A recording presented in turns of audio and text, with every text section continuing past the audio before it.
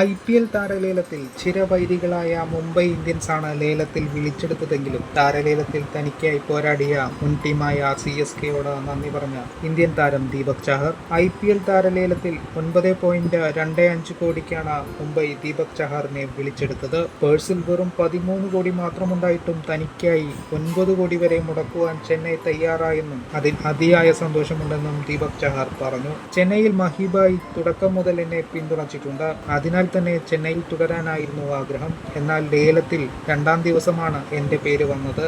അപ്പോൾ തന്നെ CSKയിലേക്ക് തിരിച്ചെത്താൻ പ്രയാസമാകുമെന്ന് മനസ്സിലായി. എന്നിട്ടും പേഴ്സിൽ 13 കോടി മാത്രമുണ്ടായിട്ടും എനിക്കായി 9 കോടി വരെ ചെന്നൈ ലേലം വിളിച്ചു, ദീപക് ചാഹർ പറഞ്ഞു. 2018 മുതൽ ചെന്നൈ സൂപ്പർ കിങ്സിന്റെ ഭാഗമായിരുന്ന ദീപക് ചാഹർ ചെന്നൈ ബോളിംഗ് ആക്രമണത്തിന്റെ അവിഭാജ്യ ഘടകമായിരുന്നു. പവർ പ്ലേ ഓവറുകളിൽ മികച്ച പ്രകടനം കാഴ്ചവെക്കുന്ന ദീപക് ചാഹറിന്റെ പ്രകടനങ്ങൾ ചെന്നൈയുടെ 3 IPL കിരീടങ്ങളിൽ നിർണായകമായിരുന്നു.